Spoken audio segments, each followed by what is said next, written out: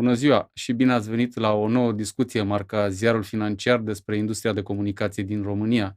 Vom discuta astăzi despre istoria grupului Telecom România, unul dintre cei mai mari jucători de pe piața locală de comunicații fixe și mobile, și mai exact despre cum grupul a ajuns anul trecut în situația de a face anunțul uneia dintre cele mai anticipate tranzacții în industria locală de telecom, respectiv vânzarea diviziei de servicii fixe către Orange România. Pentru a discuta despre istoria Romtelecom, cu speranța că acum, după ce anii au trecut, vom putea afla poate lucruri noi, l-am invitat alături de noi pe unul dintre foștii directori generali ai Romtelecom, Yorgos Ioannidis, cel care a condus compania între anii 2007 și 2011. Vom purta, desigur, această discuție în limba engleză. Hello, Mr. Ioannidis. Thank you very much for joining us. Hello, and very nice to meet you after such a long time. Very glad to meet you. Thank you very much again for joining us. First of all, let's remember the context when you took over the position of CEO of Romtelecom in the spring of the year 2007. How did you find the company then in terms of market position, commercial offers, infrastructure development, and why did you accept that job? I'll start with the last one, why I did accept the job. To begin with, I started knowing Romtelecom in August 2006 when I was assigned as a board member. And then I realized that the company was facing some very serious problems, like, a huge churn of the order of 100,000 per month, which was really something that was scaring all the board, all the members of the board, and the hotel group, which was in charge of this investment. So in about 6 months' time, the chairman of the board, Mr. Burlumis, asked me to take over and run the company as a CEO. This was about middle of January 2007, and I started 1st of February 2007. Why I accepted the job? I accepted the job because I think it was a natural evolution of my career. I was up at that time CEO of Hotenet, which was the internet company of Hotel, 6.5 years. I had been CTO of the Hotel group. I have been CTO of Cosmote. I've been in the past in the mobile technical operations of technical and engineering of Vodafone.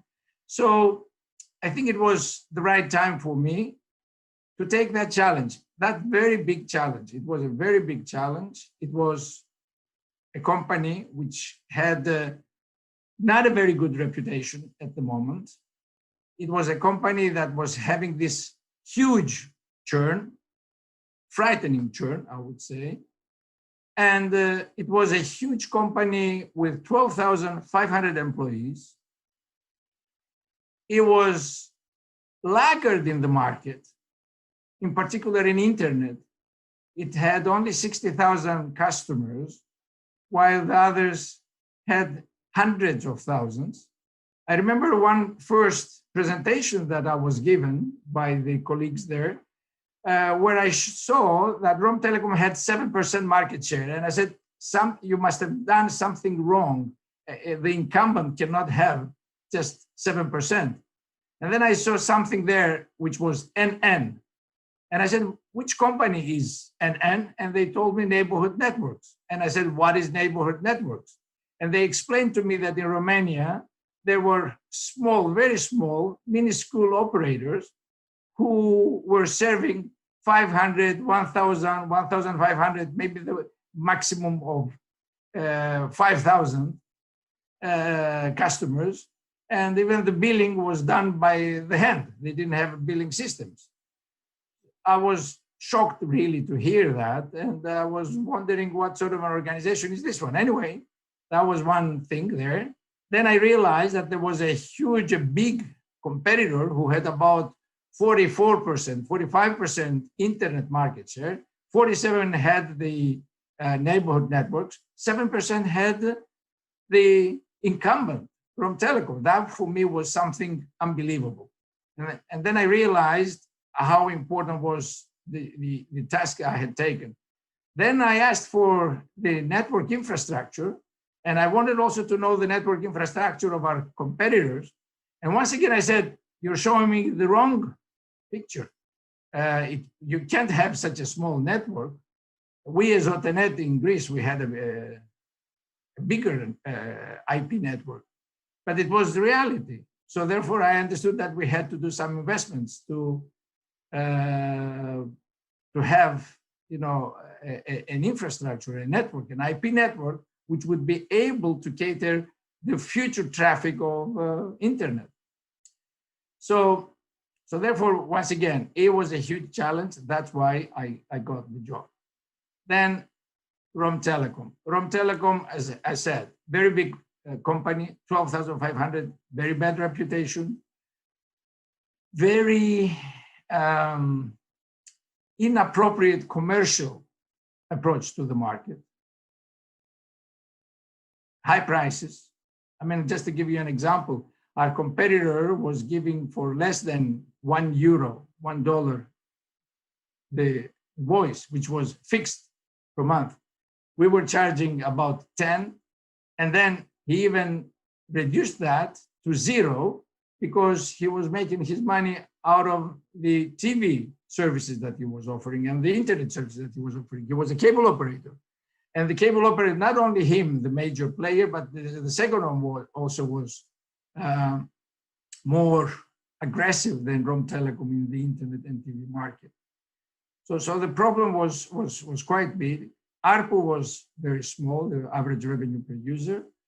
And as I said, there were not real offers which were of interest to our customers.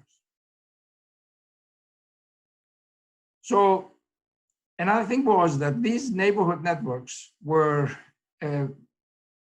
something that it was not easy to deal with. It was like a guerrilla fight. I mean, some guerrillas that they were coming out, all those very big buildings of the Ceausescu era, they were cabling those buildings, and then they were hanging a cable from one window to another window, as I called it at that time, fiber to the window, and they were, forming a network, customers there, and that was the situation of the neighborhood network. And then how to handle that? The prices were extremely low. They were giving free content. Most of the times the content was not legal, but no one really cared to chase a very small organization like a neighborhood network.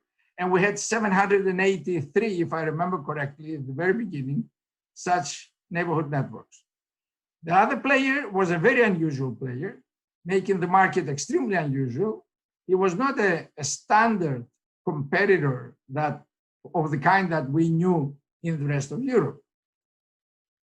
It was someone who was buying the neighborhood networks and following more or less the practices of neighborhood networks. What are the practices? For example, door-to-door sales. Very personal relations of the salespeople and the operational people with the customers. The customer knocks the door of the neighborhood network and says, I have this problem, and the guy goes and fixes the problem. So that was the situation over there. And I think for me, sounded as a great opportunity to turn that case into a success. That's why I took the job. So thank you for remembering what was the market at that time. I think you described pretty well how was, let's say, the atmosphere on the local market of telecommunications. I'd like to ask you right now, if you look back, which would be the highlights of your 4-year, almost 5 years tenure? I do remember a few things. Reducing the headcount by almost 50%, expanding the B2B offers, growing in the TV and broadband field, buying competitors, launching next gen. Which were the most important moves as you look back to them right now? It has been a very busy period, actually, extremely busy. The first thing when I went there, I wanted to understand, really and deeply the company. I remember that within a few weeks, I participated in some focus groups. Again, I was shocked with the perception of the market, of the people, of the customers about the company. I still have notes from that time. And then I decided that we needed a new team, a new multinational team. Actually, very quickly, within a couple of months, a new multinational team with Romanians, with Greeks, with Germans, with Dutch people, Slovaks as well, one Slovak, and one English guy with a Polish background, and different other people, American guy later on, joined the team. And I believe we formed a very strong team. Then, while forming the team, I felt that we needed to do something very quickly. And it was the first time that Romtelecom in May 2007 offered 3 minutes for the first time. In order to start and change a little bit the perception of the market about Romtelecom, how they were feeling. So these were the first steps I did. And right after, I started looking into the situation and the results, and I felt that it was necessary, it was vital to transform the company. The company with the 12,500 employees, and not just the number of employees, but with the processes and procedures they had to do things, would not be able to continue successfully. So we had a plan, we worked on the plan, and we started implementing the plan. I think it was spring 2008, about 14 months, 15 months after I joined. Now, in 2008, 9, 10, and 11, we restructured almost totally the company.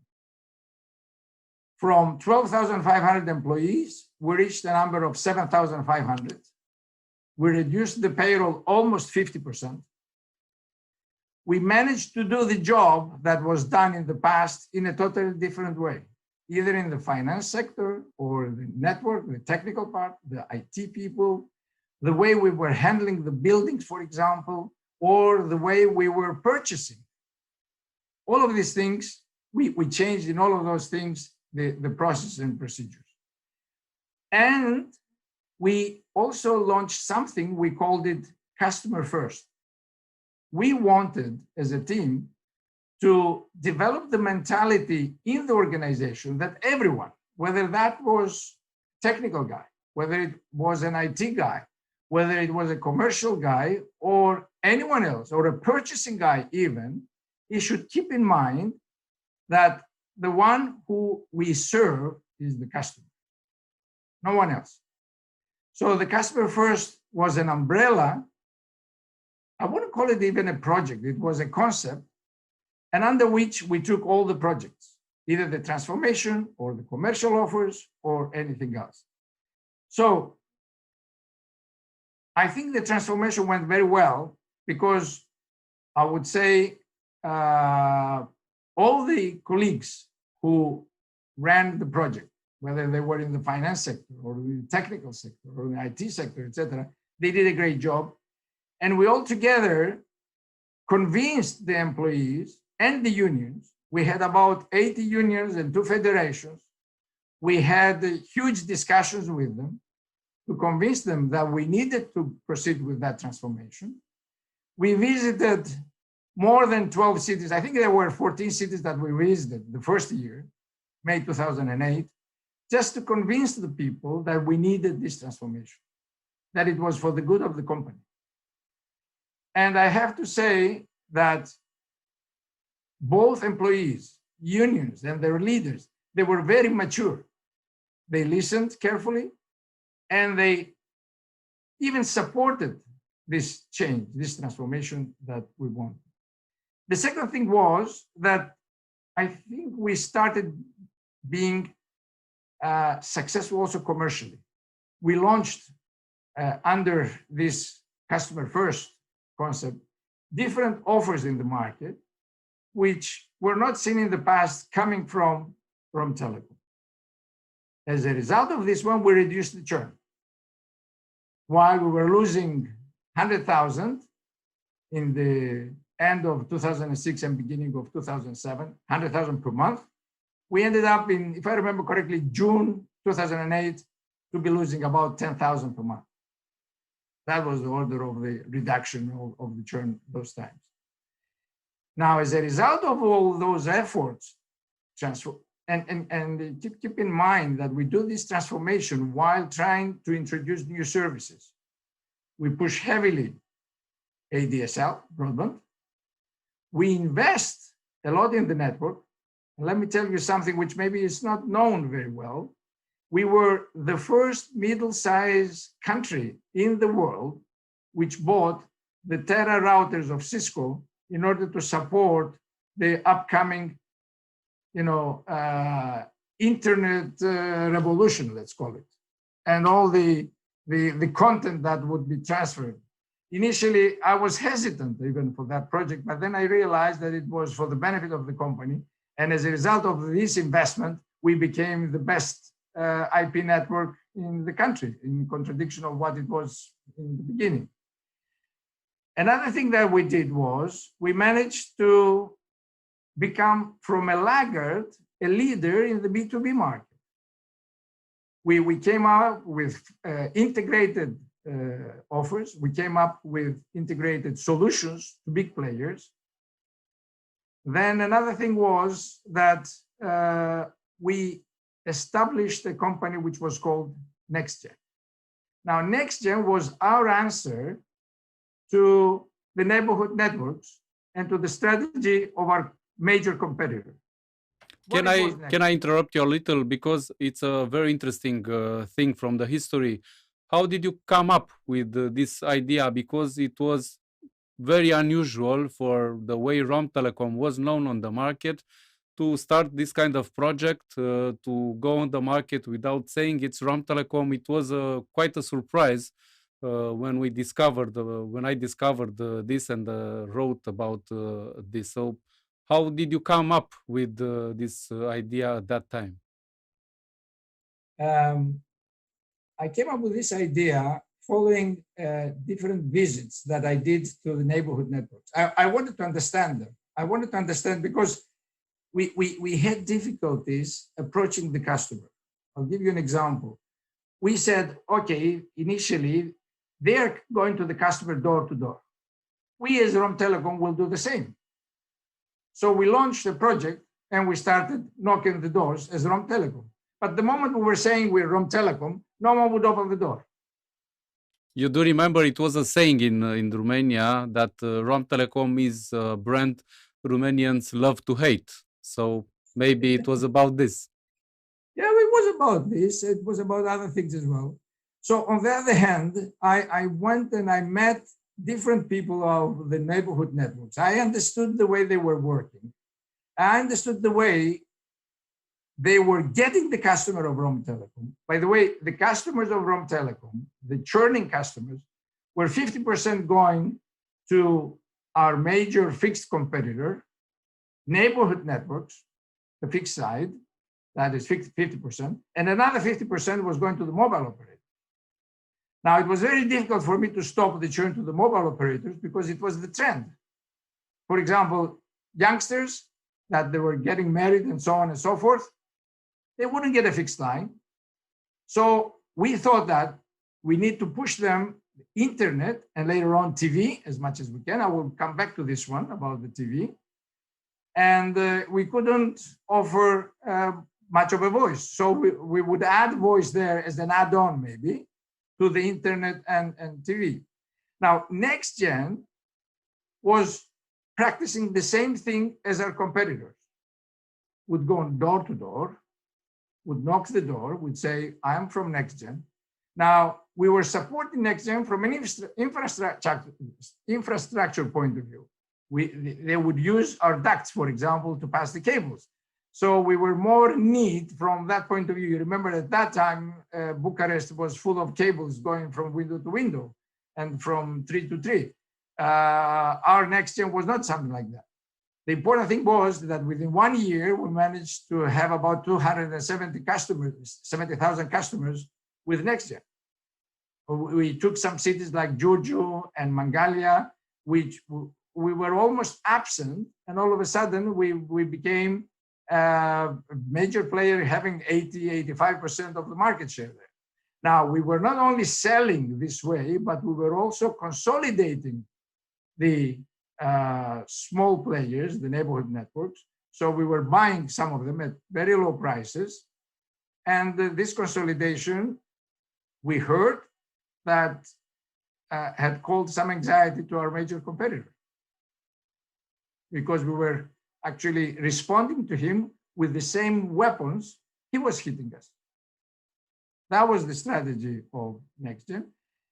And maybe I should mention another thing that made the success with the transformation, because in the transformation, we were not just laying off people. As I said, we were restructuring the operations, but also the ones who were leaving, we tried to find a job. We brought an outplacement company. And for the 3,000 out of the 5,000 people, we found a job. So the ones who were left behind, they were thinking that the management were not just interested for the numbers and the results, but also for the people. And that helped to develop a better climate. Now, gradually with this climate and the commercial offers and the customer first, we started gradually changing the culture of the company. It was a very difficult task. It was something that would take quite a few years, and it needed to continue. I think it didn't continue the way we had planned it.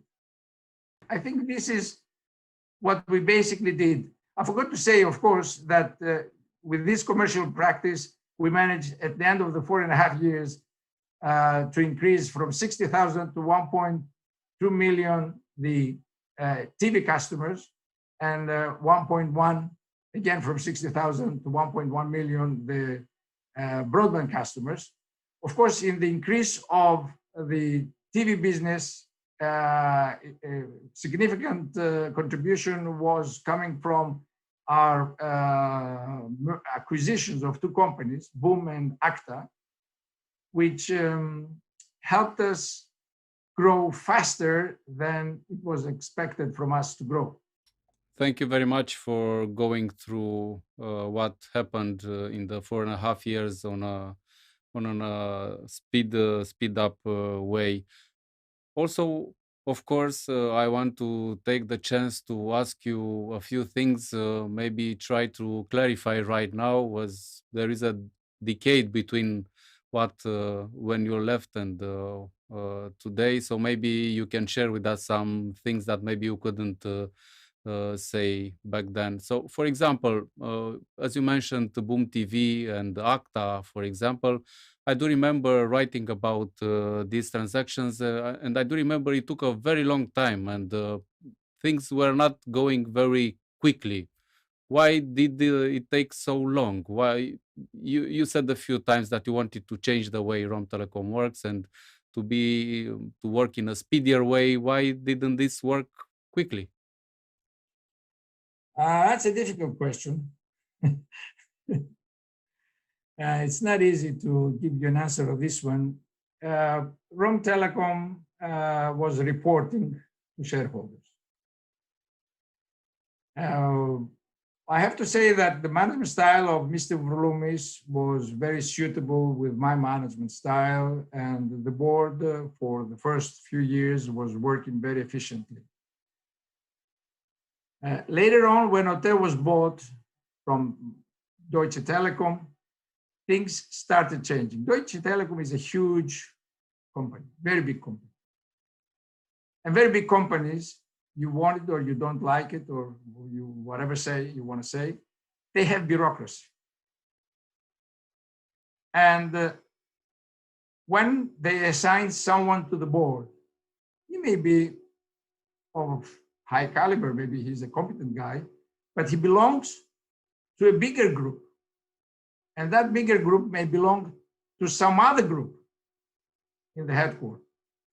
So when we brought especially such recommendations like buying a company like Boom or Acta, it was causing huge discussions. I had to visit Bonn to convince different people, different departments. So the bureaucracy, it was not, it couldn't be compared with the past. In the past, I would go and discuss with some of the board members together with Mr. Urmăriți, if I would have the a good presentation, a good business plan, they would listen to me, and then we would take the decision. In Bonn, things were much more different and much more difficult. At least this is what I recall. So I believe that the major, I mean, taking 1 year to buy Boom was very difficult for us as a team. We were struggling to buy Boom together with these customers. If I remember correctly, when we started the discussion and we wanted to buy Boom, they must have had something around 220, 240,000 customers. And when we finally bought them, they had half of them.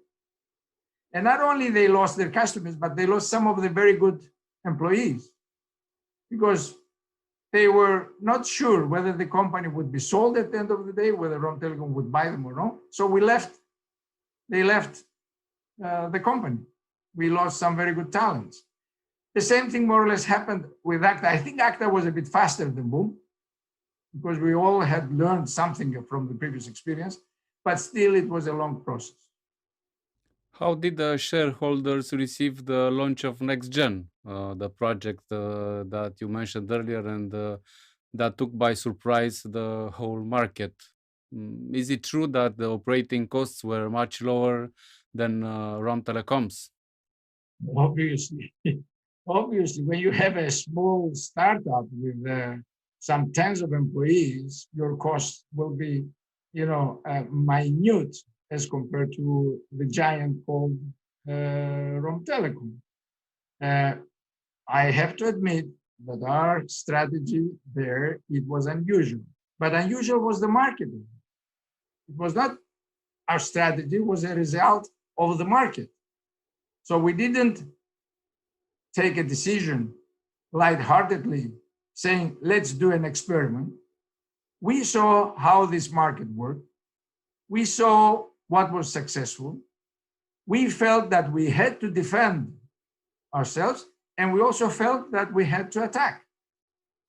And NextGen was an entity that could do this thing. Initially, I had only to convince Mr. Urmăriți and the board, who they accepted, I think, quite easily, the idea. Later on, Deutsche Telekom, I think, didn't understand very well the market, didn't understand very well the reality of the neighborhood networks, the reality of our major fixed competitor. And to them, it sounded like an unusual practice.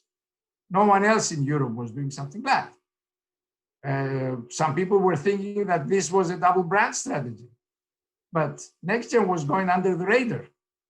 We were not promoting any second brand. It was just the practice that we were following, which was similar to the other ones. So therefore, without investing in understanding the market and understanding the particularities of the Romanian market. By the way, I forgot to say that the ARPU in Romania at that time, average revenue per user, was one of the 4 lowest ARPUs in the world. It was India, Ukraine, Poland, and Romania. So in such a market, you have to come up with some ideas out of the box. You can't come up with the standard practices that were followed elsewhere in the Western countries of Europe. So I would say they were reluctant in accepting this concept. And I think this proved to be the case because when I left, I think NextGen had about 270 or 290,000 customers.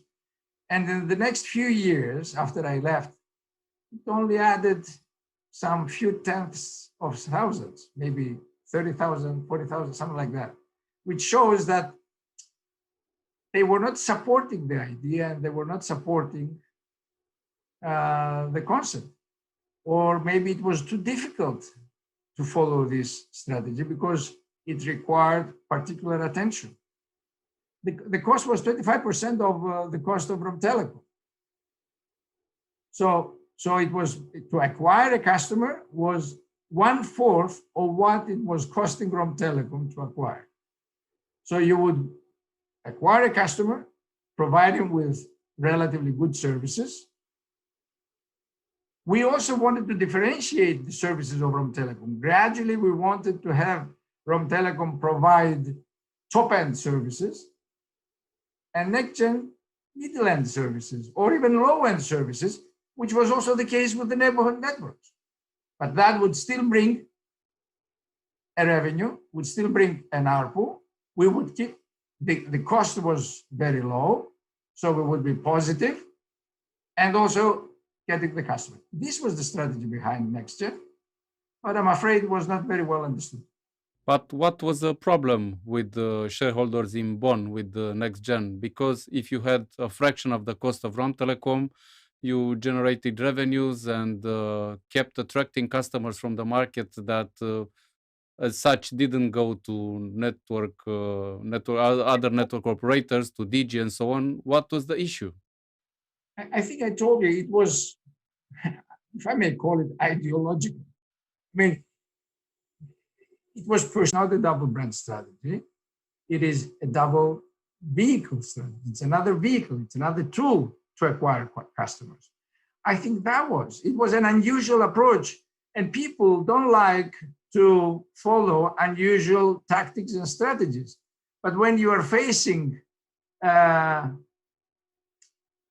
unusual competition, you have to react to this unusual competition in an unusual way. And that was NextGen. Well, I don't think that Deutsche Telekom agreed with this vision, because if we look at what happened after you left, NextGen started to become slowly more of a civil works company.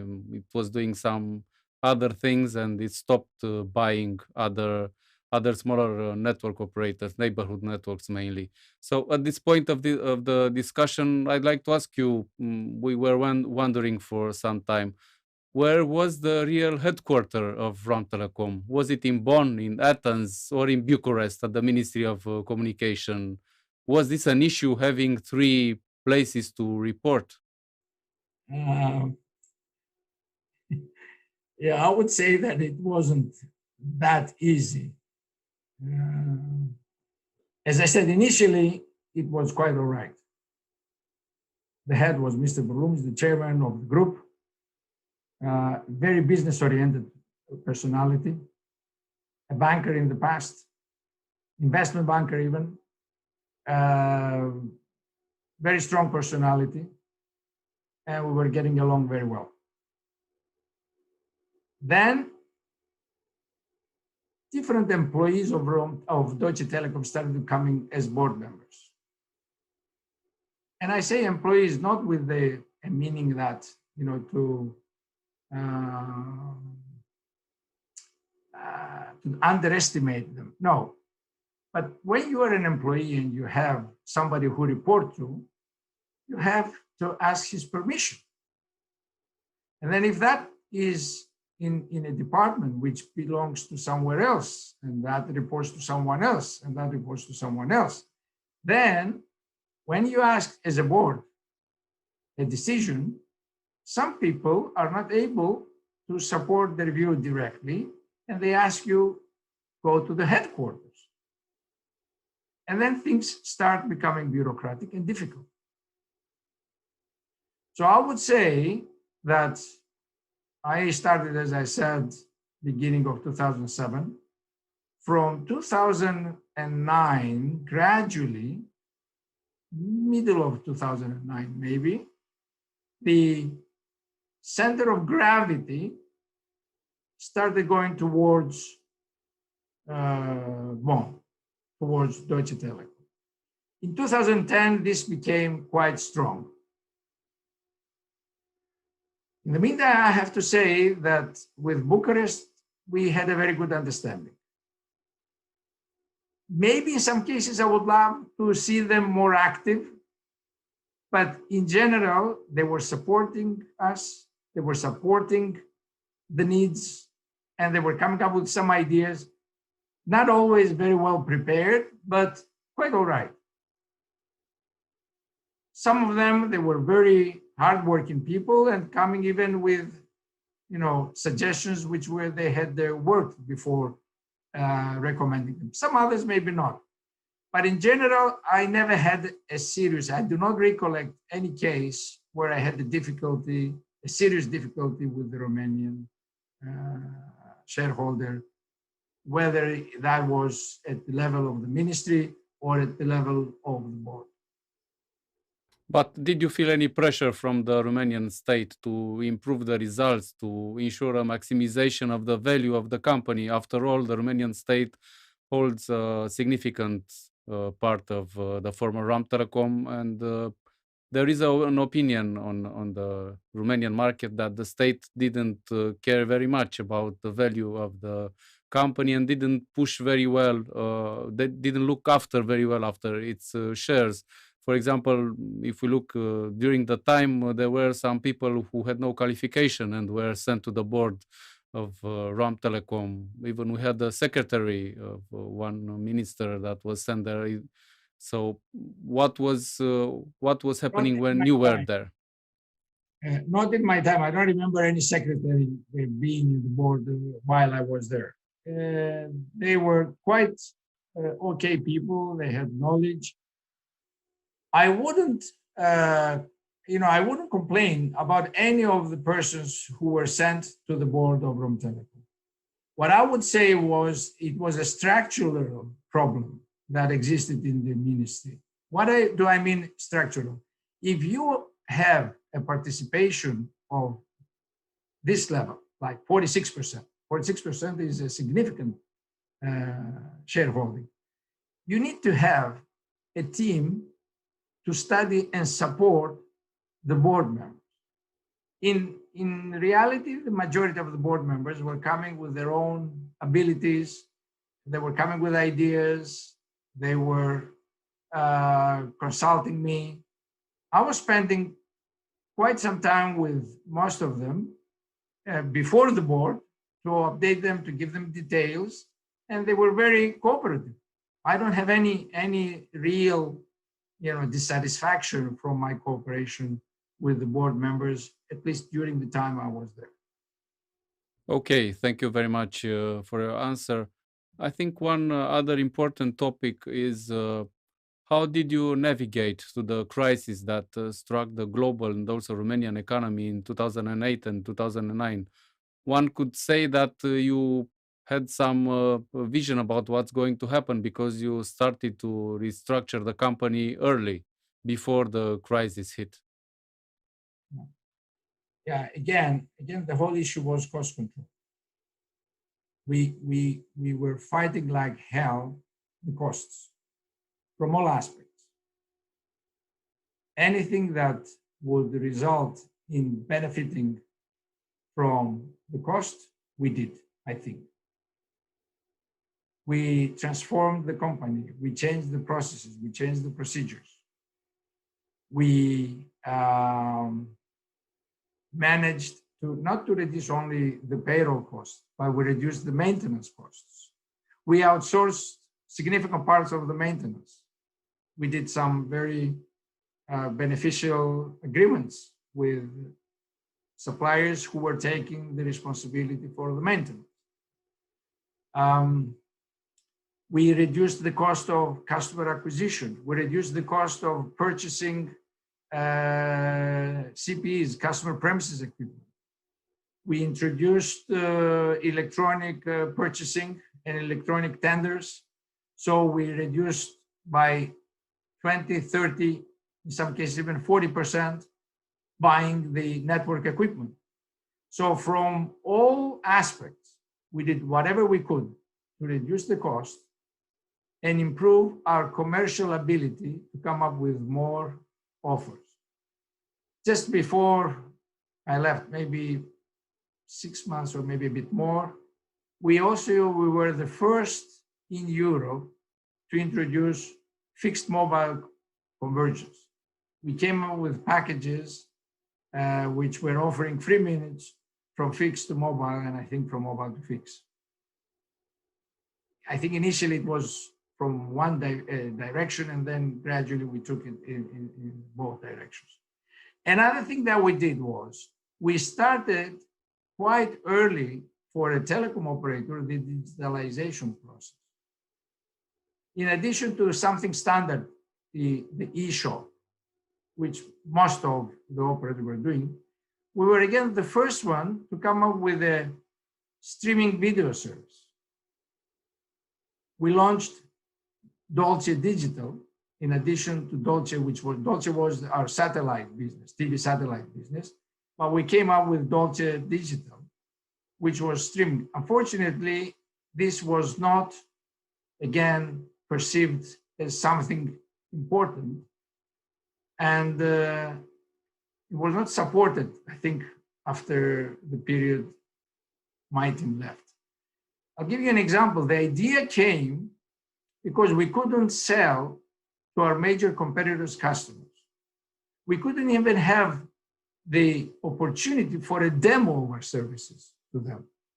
So what we thought was, since they had an internet connection, we should launch a portal. We should have some good content in there. And we introduced, if I remember correctly, the championship there, football. And then all of a sudden we realized, I think it was just before I left, where about 30% of the visitors to our portal were coming from our competitors. Now the idea was gradually to get those ones to your customer base. I'm not aware of what happened toward this direction later on. So again, cost control to deal with the crisis. Commercial offers, push next gen as much as I said, we managed in 1 year bring 270, 280 or 290,000 customers. I said about the streaming, and we did whatever we could to invest, but by negotiating very hard the cost of the equipment that we were investing into the network. Because we felt that if we didn't invest for CapEx, we wouldn't be able to compete with our competitor who was investing huge amounts of money, sometimes much higher than the incumbent operator it was Romtelecom. So we had to continue with CapEx, and we had to fight our shareholders in that as well, because there was a recipe. The recipe was reduce CapEx. Yes, but with the idea you have losses, and therefore you shouldn't invest that much. But the question was, what were the losses? Romtelecom, if I remember, it was in 2010, we lost about 7% of our revenues as compared to the previous year, while other competitors lost 21 and 22%. Major competitors, and not in the fixed business, in the mobile business. So they were telling us that you're losing, therefore you should not be investing. But on the other hand, if I want to add more customers, if I want to have more revenue, I need to invest in order to reach the customer. Our competitor was reaching the customer with fiber. ADSL was not a good solution for fiber, not even VDSL. That was the situation. I think more or less that was what we managed to achieve during the crisis. Another thing that we did now, I remember, was the rebalancing that we did in the TV tariffs. We restructured the tariffs, and as a result of that restructuring, actually this restructuring happened couple of months before I left. I couldn't see the outcome, but I think my successor took advantage of this restructuring because the results of 2011, towards the end of the 2011, this thing started bringing results, and 2012 also brought results, and I think this was positive. However, I would say again that with TV, you had the ability to rebalance. You had the ability to change the packages, bringing more content, less content, different content, and you could have this change in the tariffs and therefore in the results. That was another thing that we did, yes, and I have to remember that. What do you say about the nowadays results of former Romtelecom? One thing that is in a way striking is that the number of broadband users is smaller today than the year when you left the company.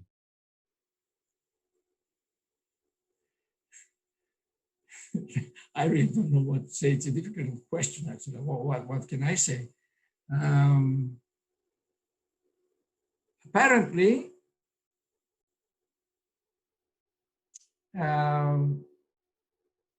they did not study very well the situation there. They didn't know what to do. Maybe they took measures which were not the appropriate ones. I can only speculate. It's such a long time after I left. It's almost 10 years after I left. So, on the other hand, from time to time, I was informed of what was going on there. And based on that information, I can say that I'm not that much surprised that they had less. Today, they have less broadband customers than they had during that time. Because if your competitor, as I said previously, invests in fiber to the home,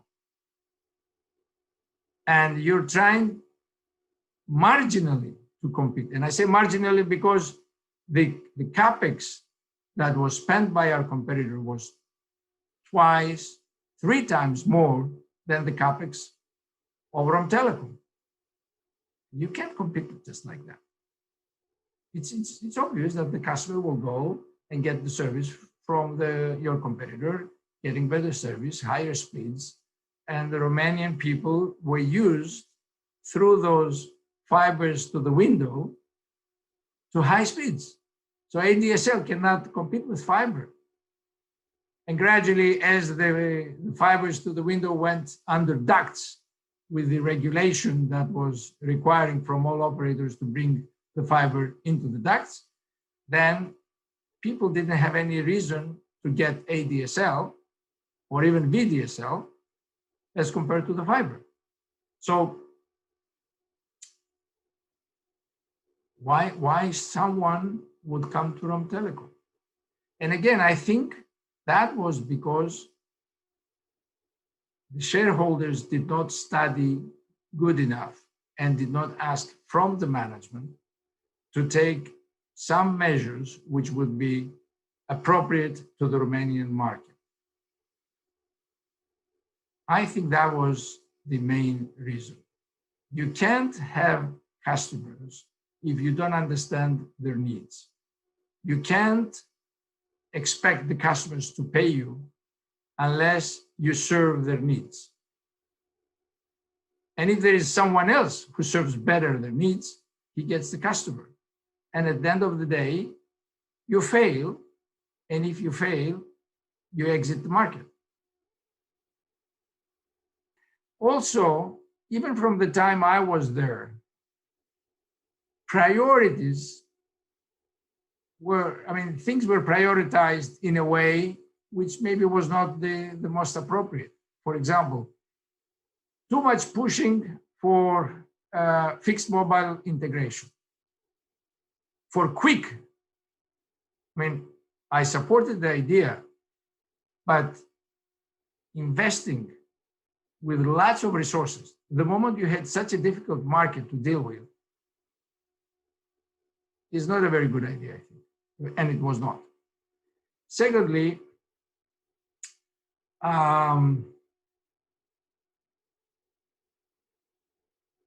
you know about the rebranding. I wouldn't pay that money for rebranding. I would invest it to the network. And it was, from what I was told, a huge rebranding. That is correct. And I would like to ask you, when you came to Romania as the CEO of Romtelecom, did you have any proposal? Did you have any proposal that you should change the name of Romtelecom? Because it's true, in 2014, when Romtelecom and Cosmote dropped their brands and moved to Telecom, I think it was a pretty big amount, even for the Romanian market. It was above 10 million euros were spent on this campaign. So did you also get a proposal to change the name? Well, yes. Considering that when I came there, the churn was huge, there were certain people who were thinking that if we would change the name, all of a sudden people would forget about their dissatisfaction with Romtelecom. And they suggested to me, I don't remember the name. And I felt that the most important thing was, at that time, to change the company, to change the way the employees were treating the customer, to change the way that the technicians were visiting the customer at home, to change the way, I remember, for example, how much we tried with our employees in the sales offices, where we were telling them that if a customer comes and asks you something, even if you're not the right person doing the job, you should become the advocate of that customer and support that customer until his problem is resolved, until he is satisfied with the service he takes. Because when I went, I remember, and this was also identified by my colleagues, the commercial guys, that every employee was saying, that's not my job. It's, you have to go to the next guy, and then you have to go to the next guy. And then we said that this cannot be done, cannot continue like this. So if he comes to you, you take charge of that customer. You find the right people to talk to. He will not go from door to door. I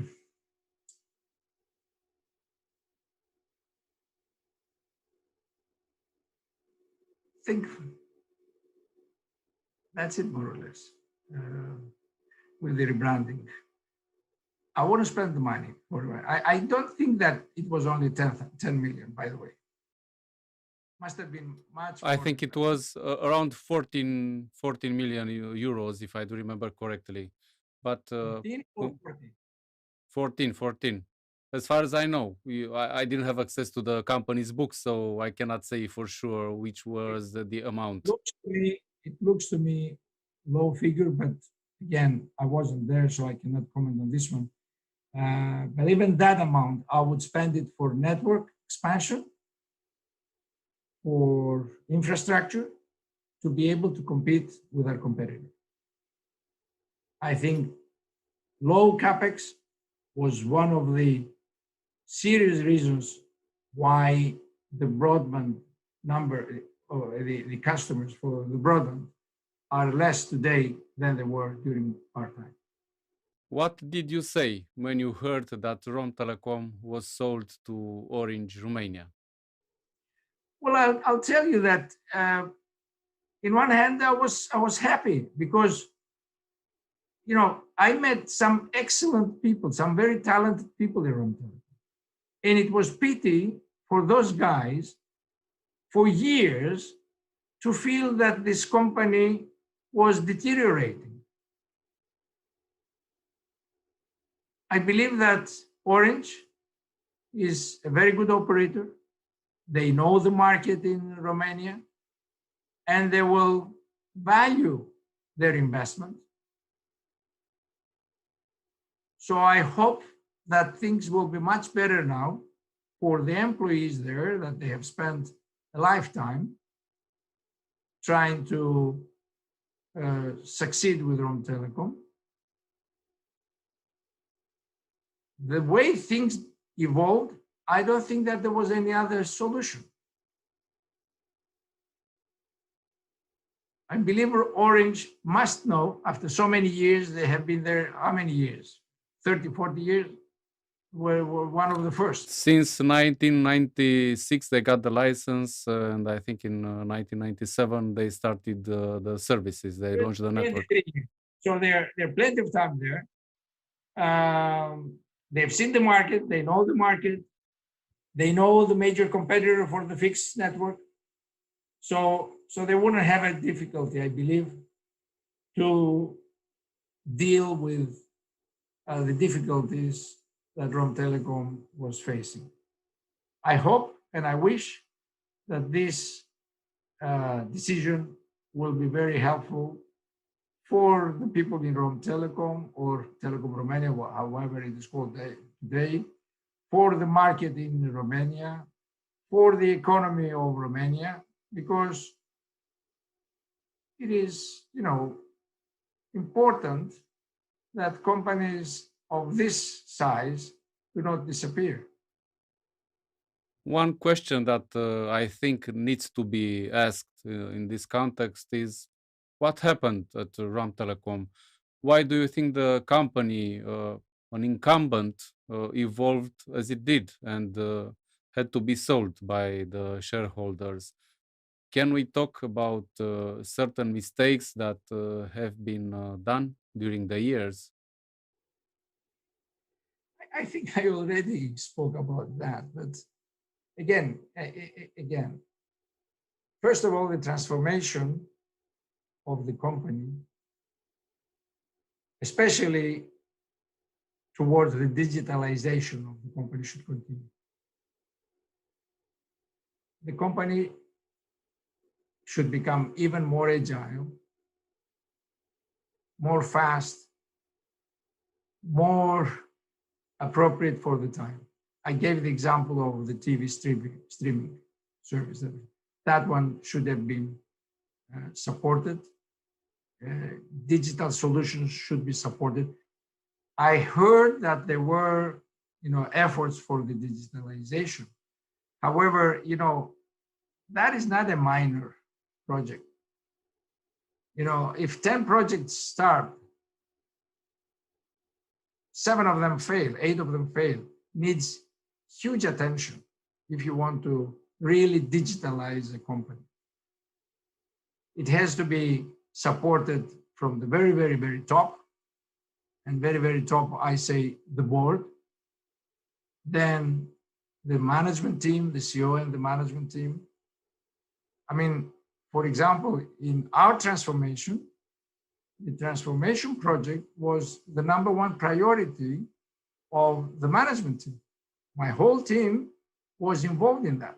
It was not just a manager that we had, because we had a chief transformation officer, but it was not his task only. He was the facilitator. All of the team was fighting to have a successful transformation. If I remember correctly, we had about more than 70 or 80 projects running simultaneously, from small ones to big ones.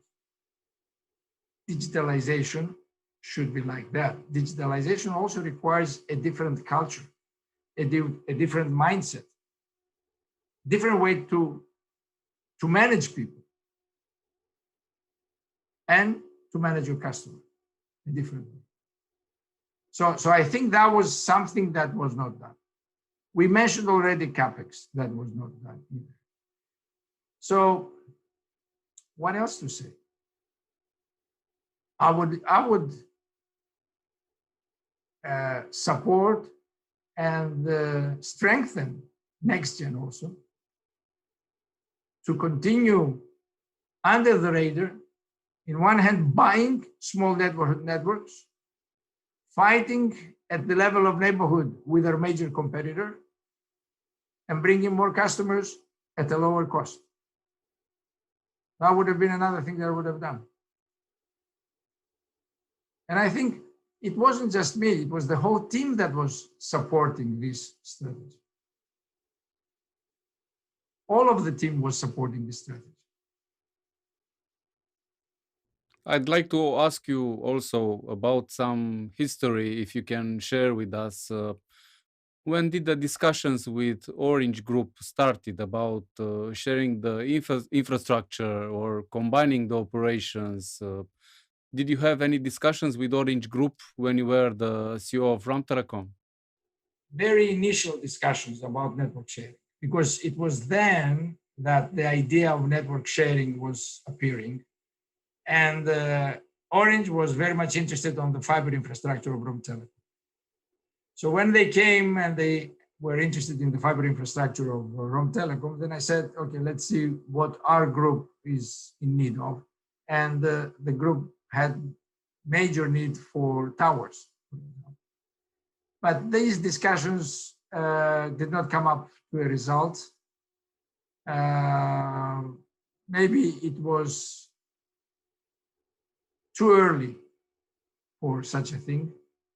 And I don't know what happened after I left. I'd like to also benefit from your experience of running big companies and also that you know in detail Romtelecom and Cosmote, the former companies.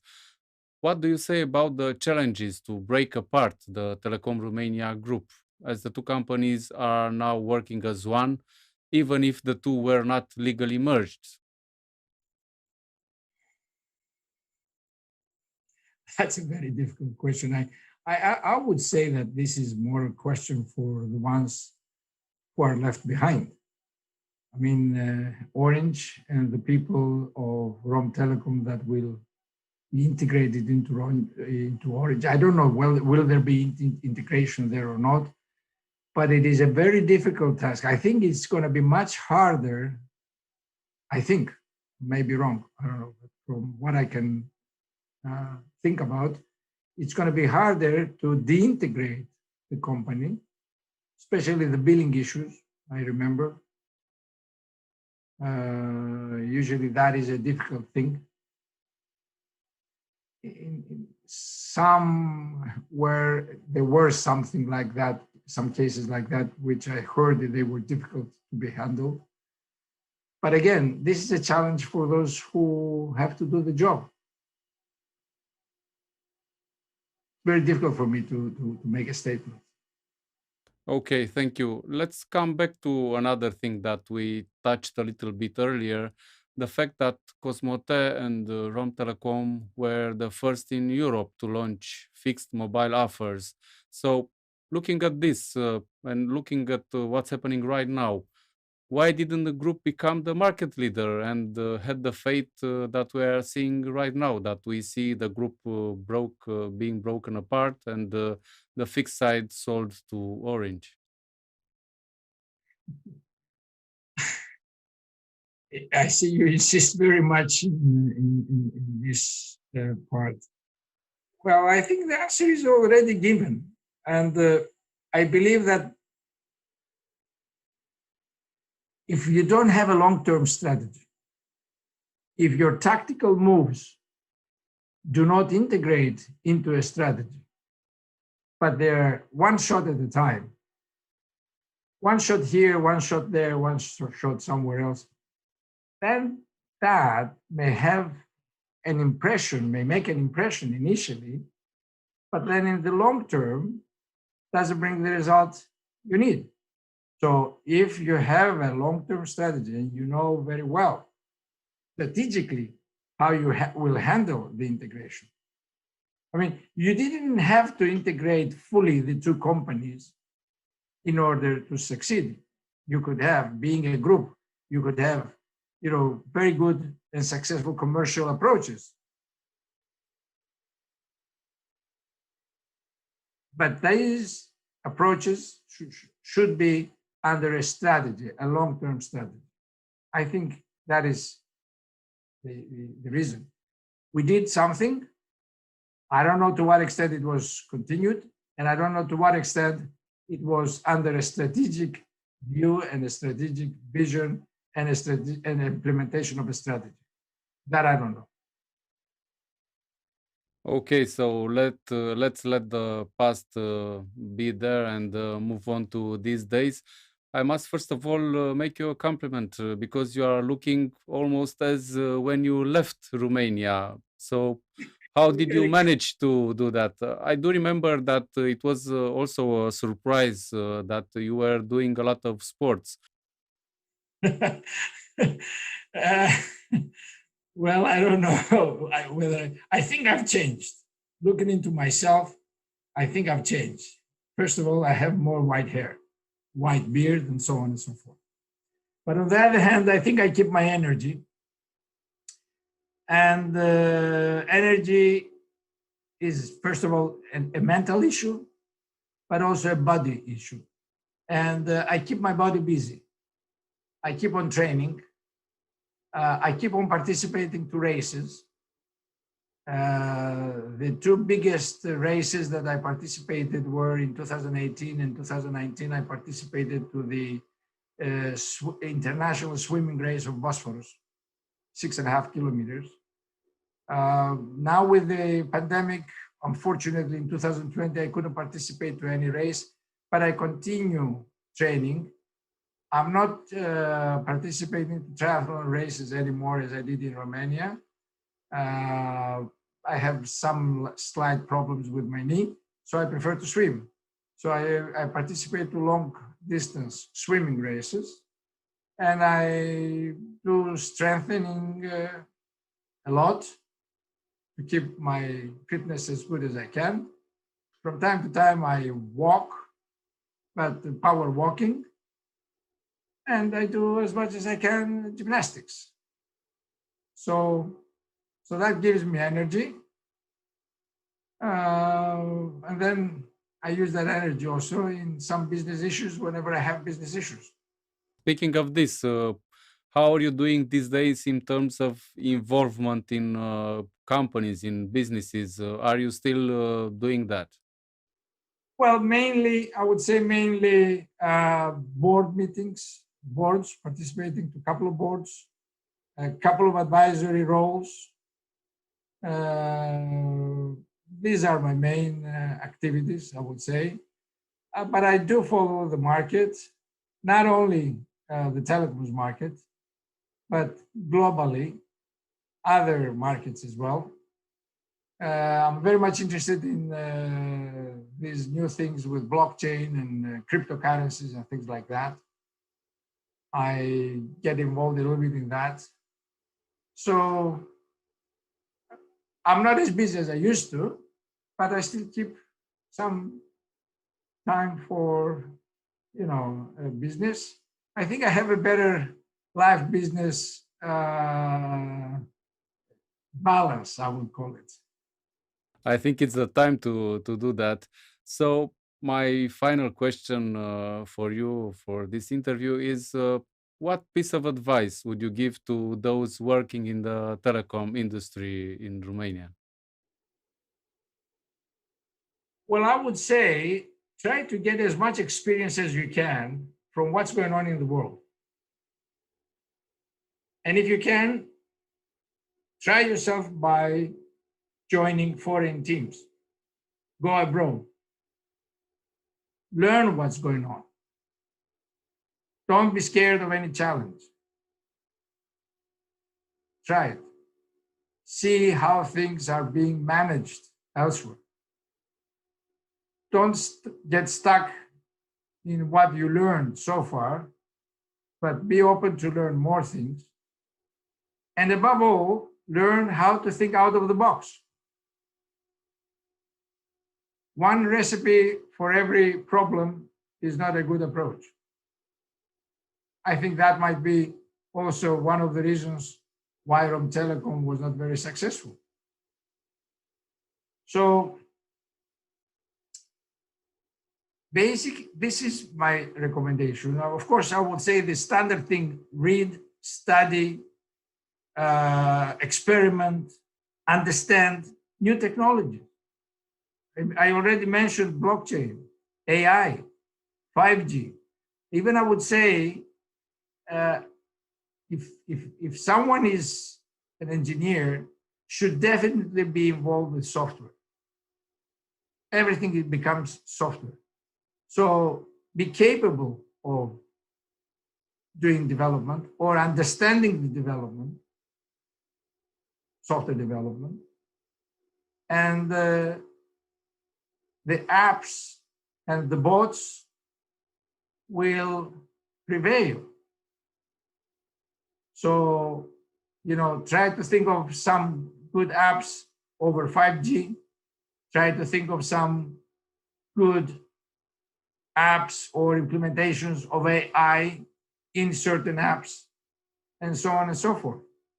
So if we had to run with the speed of X, today's young people have to run with 5X or 10X, or in some cases with 100X. That leads humanity and people to their limits, but that's how it is. I would say that, you see more and more that people today, they have, think of that, WhatsApp, Viber, Messenger, Instagram, Telegram, Signal. You count them, and so all of those are through software. Okay, so people, they have to understand, if you want to contribute to communications, telecoms, you have to understand the way things are done nowadays. Dear Mr. Ioannidis, thank you very much for a very insightful discussion. I wish you all the best for this year, and I hope we'll be able to talk again and maybe even to meet again in person in the following years. I would love to visit Romania. I would love to visit Bucharest. I hope that this pandemic will end, or at least will be under control. We shall be able to travel again. I hope to visit you. My memories from Romania and Bucharest are some of the best of my life, I would say. An excellent, a great country with great people. So I wish best of success to Romtelecom people, or Telecom Romania, how it is called today, to Orange people, and to the rest of the Romanian people. All the best. Thank you very much, Yorgos. Vă mulțumim și dumneavoastră pentru că ne-ați urmărit și vă așteptăm și la alte discuții marca Ziarul Financiar despre piața AT&C din România. La revedere!